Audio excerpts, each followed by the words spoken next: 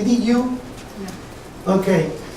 It's, I'm gonna have Oscar and Giovanni come in and present on it. They're contractors. They're my clients. I had this property in LA that I decided not to develop it and I sold it to him. And he did a great job adding square footage, and they're experts on adding square footage and on ADUs. Pretty much in lane terms is converting your garage into a legal unit, which is legal to do. And without further ado, I'm gonna bring Oscar. Come on, man. Thank you, buddy. Hello.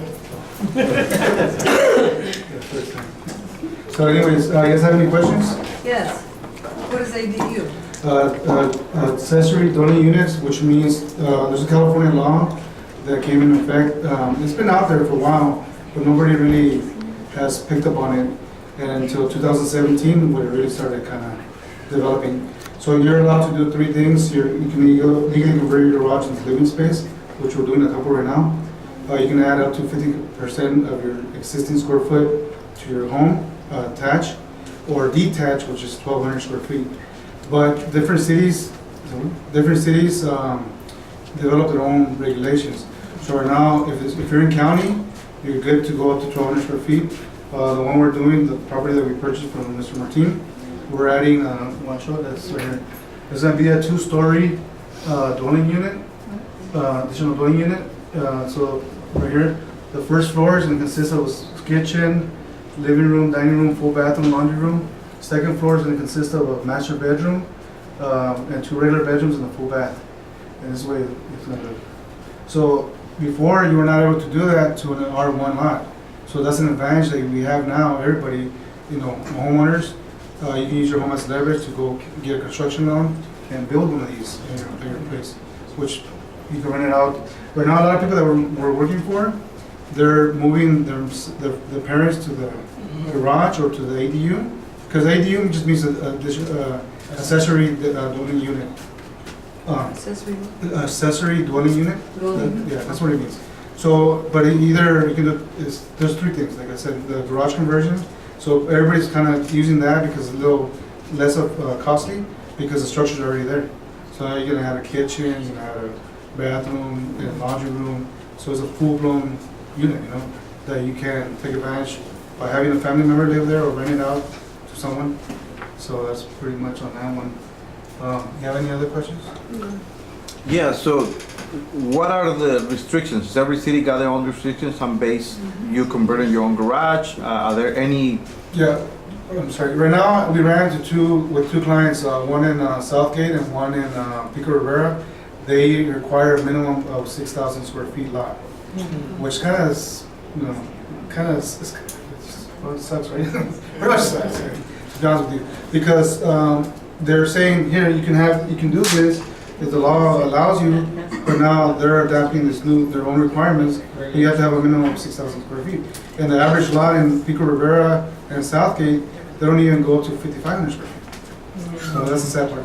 So I think you gotta look into, so I was talking to the inspector. There's places in cities that part of it is county. So if you're a county, you're good. So you have more advantage in county than you do in actual cities. Yeah, if you are gonna use the garage to convert that in another square footage as a living space, yes. Do you still need to have a parking space or another place for the cars that are gonna replace? Yeah. Technically, the law says you don't require extra parking, as long as you have a bus stop nearby. So a bus stop. So public transportation. So that you don't require to have additional parking. Okay, and you said it was 3 things. One was gonna be the garage, and which are the other 2? The other ones that you can add 50% of your existing square footage, attached unit, and then the detached, which is 1,200 square feet. But different cities have, like example, we're managing a property in Westminster, and Westminster won't allow you to convert your garage, but they will allow an additional detached unit no more than 800 square feet. So kind of, you know, but they still will allow you to do one of the three. So last question, if you convert the garage, is that gonna be considered legal square footage added to existing house? Yes. Yes. So technically now you have new value in your house too, so all the taxes. Okay, thank you. Just a quick, do you know if HOAs are putting additional restrictions beyond, can they override? My understanding right now, we haven't run into one, but in gated communities, they're not really allowing that because technically the property, the land is not yours. So that's my understanding at the moment. If I find out anything different, I will let you guys know if there's. Yeah, Oh, sorry. Garage is the key. Yes. yeah, I have heard that there are some cities that they're not allowed to do it, like Linwood. Do you know why? Well, no, they're allowing you as long as you comply with their regulations. So in other words, they by law, it's a California bill that passed, they're supposed to let you, but at the end of the day, they're putting their own regulations by saying you have to have a minimum 6,000 square foot lot. So now what happens to you? Your lot is smaller, you can't do it. So it's kind of, that's the way it works. You know, I'm asking you because last year I double checked with them and they said that they're not allowing it, even if the lot size is above 600. Well, what you do is, I'll give you my card, you give me the address, and I'll look into that for you. Okay, because I know, I live there. Yes, correct. And someone that I know wanted to do that, and so I went myself and, you know, just pretending that I was gonna do the work. Correct. And, you know, my lot, my property lot is about 7,000, Yeah. and they said that, no. Well, maybe you talk to the wrong person sometimes, because Yeah. we purchased a lot and we tried to develop it, and we went to the city and said, can we develop here? I don't think so, you know, that's not an answer. Okay. You know, I think you have to get facts directly from the planner and the, you know, the people that can give you the right answer. But I can look into it for you. Okay. Yeah, that's the reason I brought him in, because there's a lot of things that people don't know about it, and they've done a couple of ADUs already. So what are the cities that you found like easy to work with? LA and county. LA, you know, guys, let's go make money in LA right now. Even in LA, I'm sorry, still, city? is there restriction right There's there about no- the lot size? Right now, I haven't run into it, so. Okay. Yeah. So would I recommend anybody that has a potential property that you want to develop into or add an ADU to it, just either, I'll give you guys my card, and we'll look into it for you guys. You know. Go ahead. Okay, I just want to know Yes. how close the bus stop has to be to the property. They, Within a block, within within a block. within a block. Within- There's some areas a little, just, you know, Thank you. 2-3 blocks, a lot of that, but pretty close. So what about an existing illegal house in the back? So I'm glad you touched that. So we've done a lot in the past, and right here we have legalizing illegal units, which, see, if you go to this, let's say code enforcement catches your property with an illegal addition, right? As long as you did it, you know, correctly to code, then that's the problem with a lot of contractors, they won't do it to code because they're trying to save money. So anyways, but if you get someone that did it pretty much 80% to code, you can still legalize it, and as long as you have your setbacks, but the city won't tell you that. So you go to the city and then you get scared, they're gonna fine you, all you do is tear it down. Yes. Go ahead, sir. Right there, yeah, that was pretty much my question. I bought I had my house a long time, and it was already finished in the back with the bathroom and the kitchens and all that. And to be honest, I don't know if that thing is legal or not. You know what I'm saying? And I just been utilizing that space, so Right. I definitely, she asked the question, what do you do about that? But you got ways to possibly get around Yeah, it? what they want you to do is, after the fact you do your blueprints, we also do blueprints for you guys. So we help the client pretty much through the whole process. Okay. The planning, designing, and building. So right now, the thing is that if the person who did that illegal structure, you're hoping that he did at least 60-70% good, Right. and he still retrofit some other stuff. So the big issue right now that we're running into ADUs is that the city doesn't, so your typical home is in the front, right? So you have the garage in the back, so what they don't want you to tap in from the back into your sewer. So where it comes a little costly is because you gotta bring that line all the way and attach to the front. See, it already has a sewer, everything. But whoever did it, we don't know what they did. So there's Yeah. inspectors, like right now, Let me get that card, cause. yeah. So right now, we did one in LA, and the lady, well, the garage did not have a foundation. You have any picture of that, Gino? On the foundation? Yeah. For the garage? Yes, I don't know if you have that. Yeah, I have. So we had to retrofit the foundation. That alone right there is $15,000 for a typical garage. How many? 15,000. 15. Oh, 15,000. 50. I can charge you more than that. No, actually, but seriously, guys, right now it's a thing. So look, right here. Yeah. So this is an 18 by 18 garage. So what we gotta do is dig next to it and go underneath it to retrofit the new footing, because this garage will actually create a footing because they didn't have it. And this is what you typically do when you're doing a two-story addition, because your normal house is designed for one story, not to carry the new load. Unless you get the engineer to go ahead and do pads, so that way you can avoid doing all that all the way around that house, or at least the area where you're gonna do this, the two-story. But this particular garage does not have a foundation, and when someone does your plans, what we're doing for clients is the first thing we check is that. Because what you don't want, if you get someone else to do it for you, they're gonna come and say, okay, we'll give you a price, and then they won't check that if you have a foundation or not. And after you start demoing and doing everything, you're stuck with that guy, because now you gotta create that foundation. So it's better to know up front that you're gonna, you see that? What do I think that is? No foundation? Yeah. So keep in mind that the garages were designed for cars or storage, but now you're gonna have living bodies in there, so you're liable too for that. So that's why the city also doesn't wanna have any issues, so you gotta comply to the normal regulations. So what the inspector told us, if you have a minimum of 12-inch footing, then they'll accept it, minimum. But this one had no footing at all. Yeah, most of them it's not gonna have that. Yeah. It's just a slab right on Yeah. 7 inches, Yeah, well, yeah, in some areas it That one was was 6, other areas it was just 4. or even 3. But anyway, so it's a lot of work, guys, if you see it. So and then, okay, also, when you wanna convert your garage, there's a stem wall. Does anybody know what a stem wall is? Okay, a stem wall, if you have a garage, or you've been to a friend's house, that you see like a little curve in the garage, that's a stem wall. So the reason for that, because they want the outside grade to be 6 to 8 inches below your inside slab. So if you don't have that, then you have to create a stem wall all the way around. So let's say you have a footing, but you don't have a stem wall, you have to create a stem wall, which means also an additional cost, because we have to temporarily hold everything in place, cut the bottoms and kind of create the curve, but it's less work than doing the bottom. But just keep that in mind, to always look for foundation and stem wall. So those are two things that are gonna hurt you. Well, the one's gonna hurt you the most is the foundation. Because you gotta do it in sections. Then you gotta get a deputy inspector, and that's another cost. Does anybody know what a deputy inspector is? Yes, sir. What is it?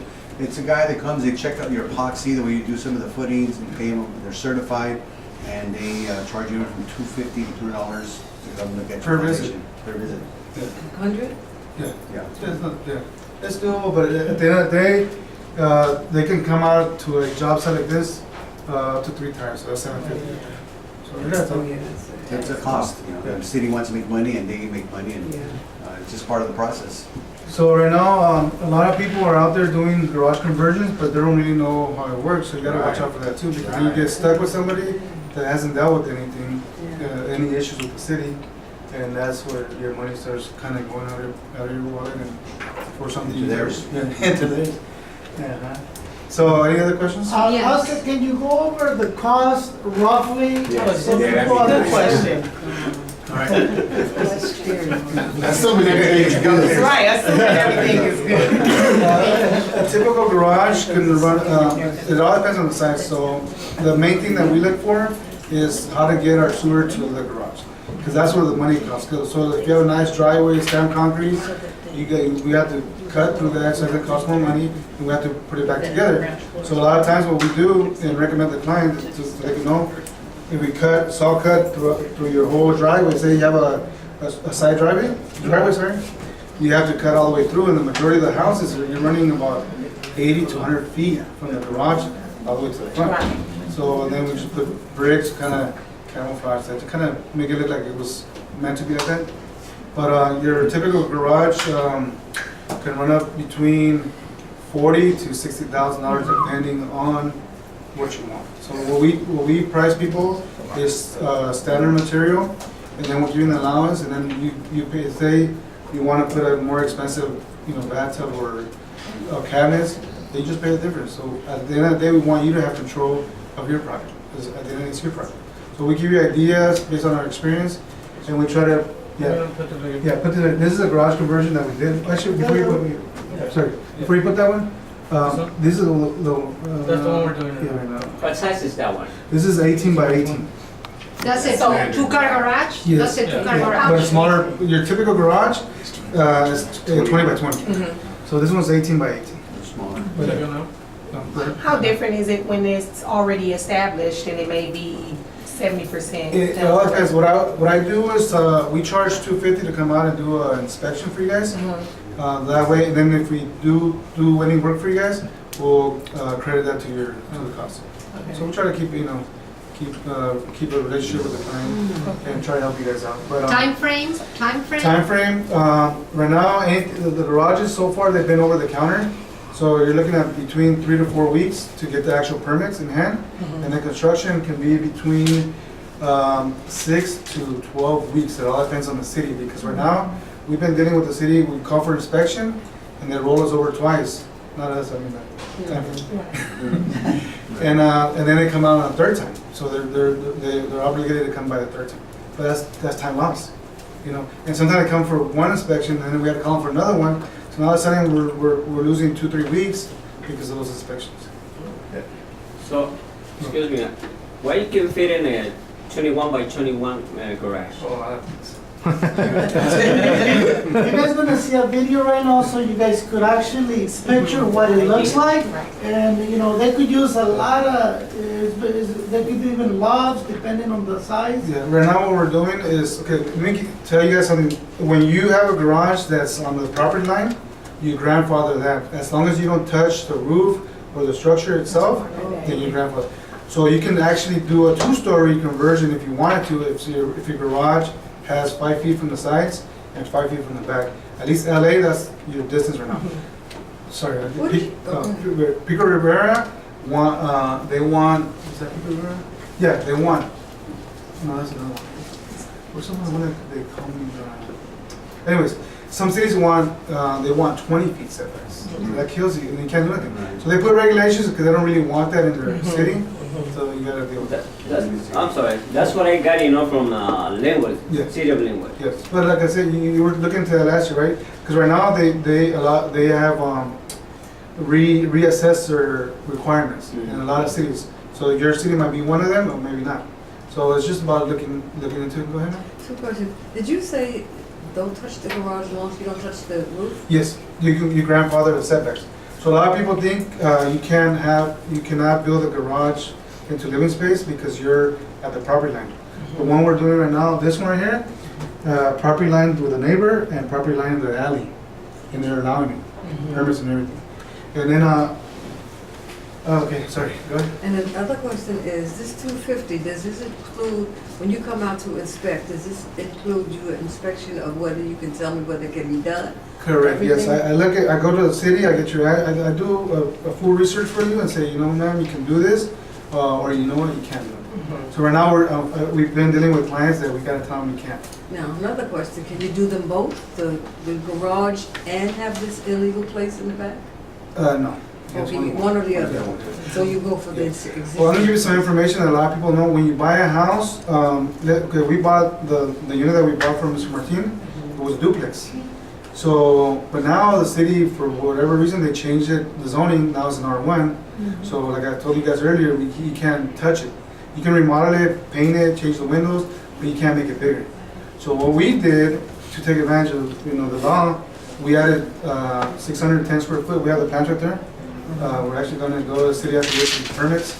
I won't open it unless you guys want to see it. You're welcome after we're done. No, after. So now we're doing the two-story in the back. So at first I was like, we're upset because we couldn't do nothing to the building itself. But it actually turned out better for us because we're able to add square footage and build a second unit in the back. Oscar, if I could add, as a marketing tool, as a realtor, if it's your listing, and imagine if you send this guy, he looks at the property, says, guess what? It qualifies for ADU. Now you tell your seller, hey, you could, or the agent and seller, you could advertise that, or you could do it yourself, and maybe see how much more you can add to the value depending what it's costing you. So it's just another tool. A lot of agents don't know this, but you have a really good source with this gentleman here, and it's Associate Giovanni, so they know what they're doing, and it's really becoming more and more popular. And I go to meetings here in LA, I go to meetings out in Ventura and Oxnard, and they call them something different. Their initials are not quite the same, but they're a lot stricter up there. They're not as liberal as it is here in LA County because there's so much density, there's more people here. Yeah. But I think it's going to happen more and more. But then there's going to be cities that they probably are going to be stricter. If your setback's too far out, then it's going to really limit what you can do. But it's a great opportunity for you to promote the property. And real quick, mention what he's saying. I'm sorry. When you buy something, because everybody thinks you can do it anywhere. So it's good to know that if you could or if you can't. Because that gives you, because if you're thinking you could and you go buy the property, and all of a sudden you can't do nothing to it, then you're stuck. Meaning that your intentions were to develop another unit in the back. Right. So, and then another thing is if you buy a lot that's an R2, but it only has one property, you have two options. You can add a second unit, a full-blown unit, completely separate, or you can convert. You can add an ADU, which is either a garage conversion, attached unit, or a detached. If it's R1, you have a problem. Yeah. I don't even know if you can answer this, but I'm just curious. I would think so, since these are becoming legal units. Well, I'll have that tax benefit, like writing off half for anything that I did on that garage as it goes on. Check with your CPA. Right, but being realistic, Right. being the way the cities are, municipalities, everybody wants money. So if you file for a permit, I'm pretty sure they're going to reassess you and say, guess what, you're crossing.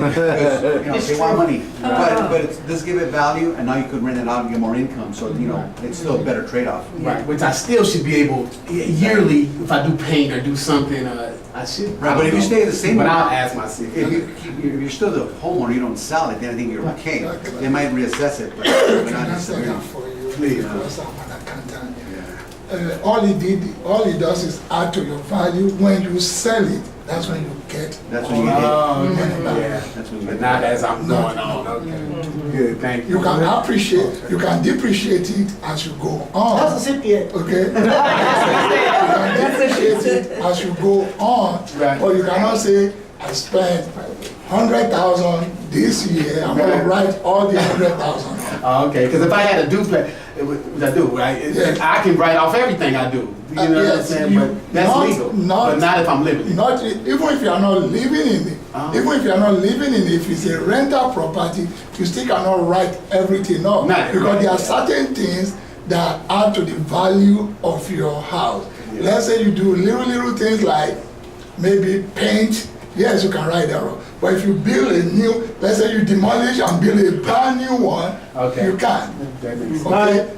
But just What's the average cost for ADU, like all the permits? Like an average? Right now, this one right here, the customer, she paid $1,950. 1,950. It's not bad. It's not bad. Yeah. I heard it was about 5,000. No, it all depends on your size of your. Like right now, we're this one is going to cost us $3,400, and but this is an addition.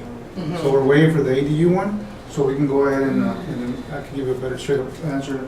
And it all depends on square footage and your costs. So they evaluate your costs, so whatever they think your cost will be, that's your permit's going to be based on that. Just to follow up on that, increasing the value of your property allows you to qualify for a bigger mortgage to refinance, correct? Yeah, So it's another way to pull value out. You can get you can qualify even for a bigger loan and your lender's comfortable. And right now, what we ran into is when they're doing evaluating the property. Right now, the what do they call appraisals? They're contemplating how to Give it income. give it value. You know, do they give value as an addition? Oh, hopefully you have an answer for that. No, I have a question. Do we, when you do that addition, is there school fees involved? Because some areas you have to pay school fees. School fees are involved in anything over 500 square feet. School fees?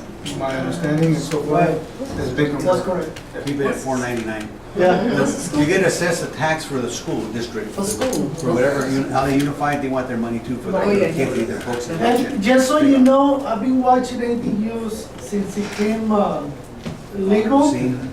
and I'm finally start seeing the comps. There's very few, but I've been seeing the increase, so that's why, the reason he's saying LA, because that's kind of where, where the comps are, because if you go to Southgate, these cities, they get their own guidelines. The problem, if you build it, you're not gonna have the comps to resell it unless you wanna keep on it.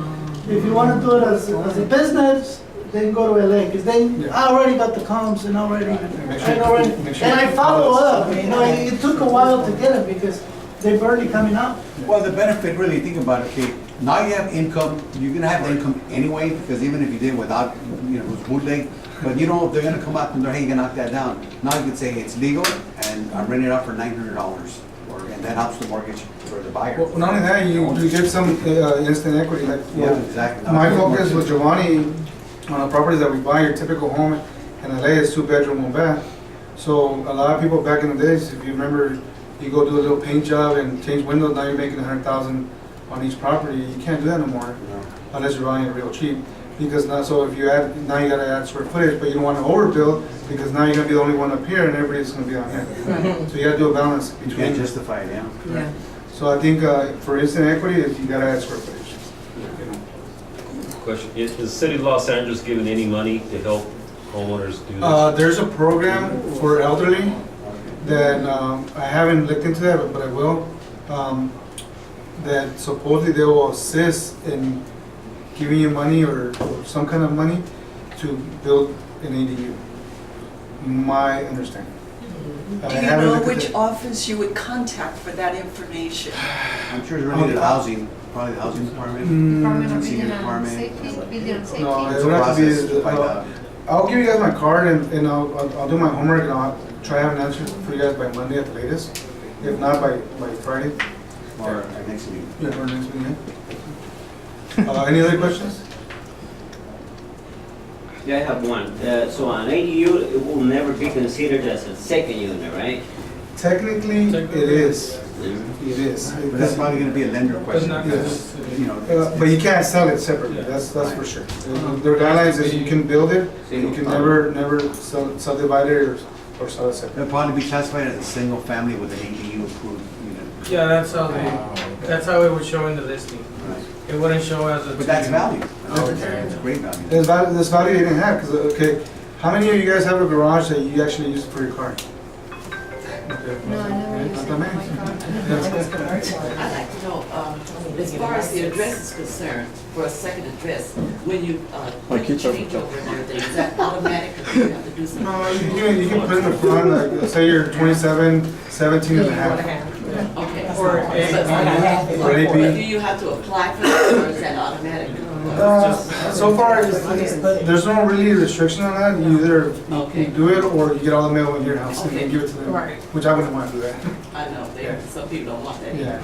And then a lot of people are doing, like right now, we're doing one in Oxnard, and the homeowner is gonna have them go to the side, and then after everything's said and done, put a dog-ear fence, so have their own little space, their own little entrance, and then, you know, peace of mind for them and for the homeowner. You know, and then they're actually making this money. Because right now, your typical garage conversion, everybody that, so far that I know, they're 1,000 and up, you know. And that's extra money that you didn't have before. So whatever you spend, now you're starting to get that money back, plus you have equity value. So it's a win-win. In my opinion, it's a win-win. You know, and we're not getting younger. Personally, we need to, you know, find that extra income that will help us take me to Hawaii. So I got a Section 8 in the front house, and under her contract, she has on hand for the garage. So how is that gonna affect with Section 8 if you have this garage converted? So Well, who's the homeowner, you? No, I'm the homeowner. Okay, yes. so you have a duplex or a single home? It's a single home. Single, okay. Mhm. So you're renting out half of the garage? Yeah. Okay, so you just gotta revise that. You have to renegotiate that contract with Section 8. Yeah. Okay. Maybe give her a little bit of discount, say, look, does she use the garage? Give a jump. Yes, she is. Okay, yeah, money always solves everything, right? Money solves a lot of yeah, problems, so, yeah, yeah. you know, you give her money, say, look, I need the garage, I'm gonna do something, she'll probably get a little pissed off, like, depending what you give her, or maybe a break on the rent. Yes. And then, you could do it verbally, just you and her, or something in writing, but Section 8 every year does their inspection. They probably don't look at the garage. They don't, when they come, don't. Right, but it's something, you don't want the tenant to have somebody over you, and, That's right. and then you That's- stick it to you, say, hey, you know what, I'm gonna go to Section 8, haven't been using my garage because you did something else with it. So as long as it's disclosed, she signs off, and I think at least you gotta protect yourself for sure. Okay. What I found out in regards to Section 8, Section 8 and rent control are two different. Oh, they are. Two different. So technically, by law, we have a friend that all he buys is, he buys a lot of property, and everything that he has is Section 8. And his garages, it's not part of the rent. Right. So he rents them out separately, or has storage, whatever he does, but you're not obligated to give him storage. Okay. So keep that in mind. Is Ali Khan more flexible? So far, I find that in regards to the Section 8, Yeah, no, ADUs, Los Angeles? no, county. County's the best. You want to go county? Okay. County. Let me share a video with you guys so you guys can see the potential in the garage. So if you use the space correctly, you'll be able to. It's like tiny homes in the garage. Yeah. Volume. Little off, you have closet. This one you did or somebody else did? You did? That's No, I don't believe you.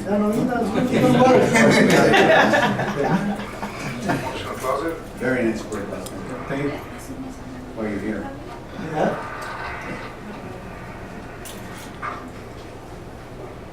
I'm good at taking videos though. You gotta get here. That little dance? Work area there.